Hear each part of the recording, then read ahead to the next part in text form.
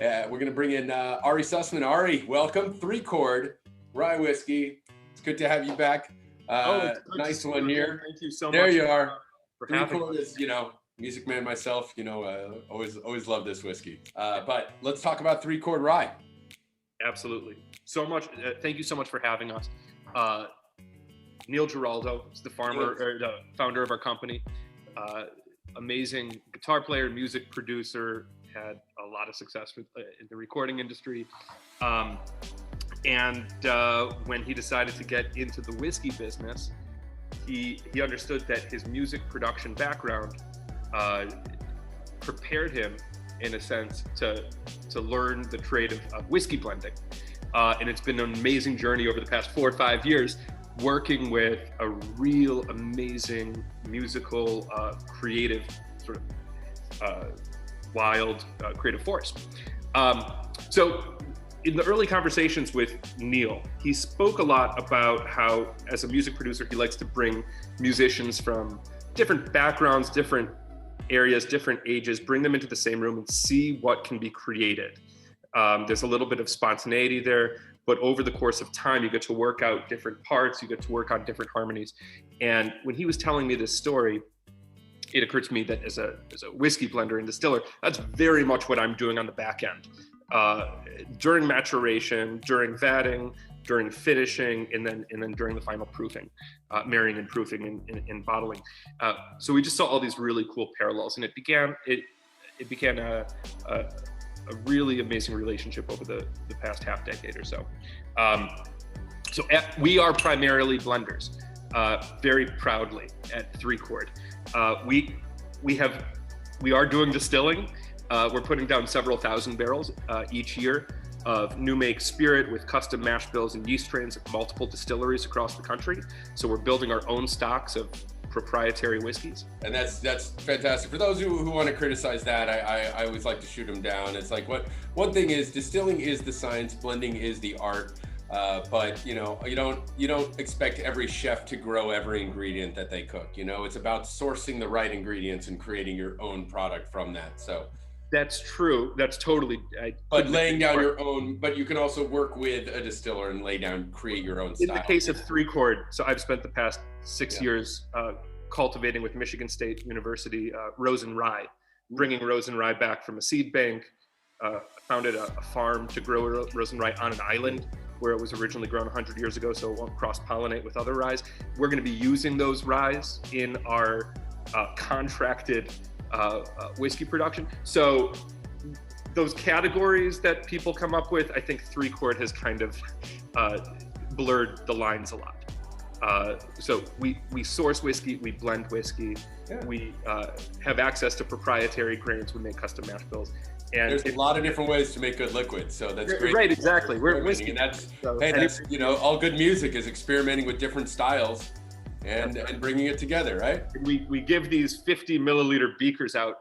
This is kind of like, instead of giving someone a little dram of whiskey, we give them a blending kit. Yeah, I love that. I love whiskey is awesome. Like I'm a distiller. I love making whiskey. I love single source whiskey, but there is something about blending. And for the traditionalists, and then I suppose we should drink the rye whiskey. A lot of what we do at Three Chord is based on whiskey making traditions that go back a very long way. So the idea of selecting whiskey sources from different regions, right, certainly goes back to Scotland hundreds of years ago.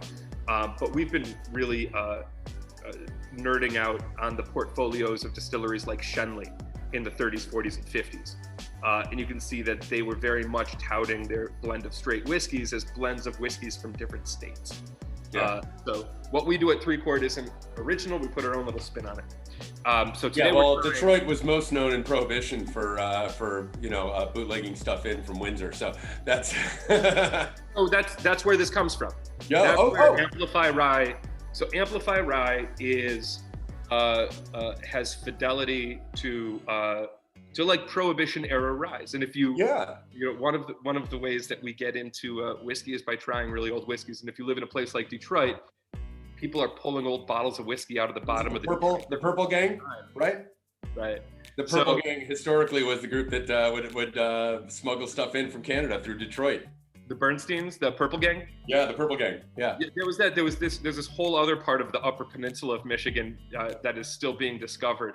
But again, the most prominent distilling grain of Prohibition, Rose and Rye, also came out of Michigan. So Michigan had these two fronts, both smuggling and whiskey production. Yeah. Amplify Rye, and all of our whiskeys have some sort of musical tie-in. Amplify Rye is a blend of younger 3 to 4 year old rye that was distilled at a lower proof and has a lot more grassy character and oil. So it was distilled to a lower proof, which brings over more of the oils that are more water soluble than ethanol soluble. With 5 to 6 year old Indiana whiskey. So the younger component that is distilled to a lower proof comes from Kentucky. The older component comes from Indiana. And it's a blend that's based on these sort of old dusty bottles that some of us have enjoyed drinking. Certainly, growing up in Detroit, there's just a lot of rye whiskey around. That's sort of like the indigenous drink of the Detroit area. For this, we go south of Mason-Dixon to source most of the whiskey. And so the point of this is to be a lighter, more effervescent, but relatively full proof. It's 95 proof. Yeah, and it's nice. It's very really herbaceous, a lot of pine. I get it on there, and a lot of people have commented on that. It's really not, it gets that more herbaceous bark spice to it, which is really lovely.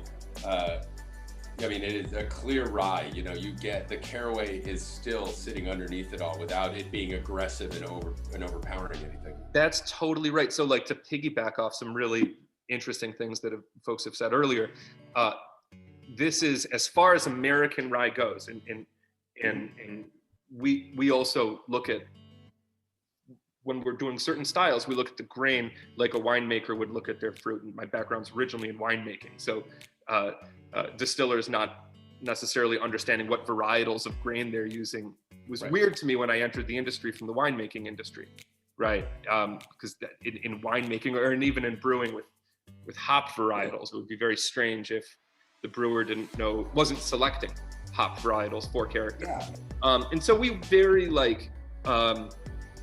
intentionally didn't want to put out a heavily oaked rye whiskey.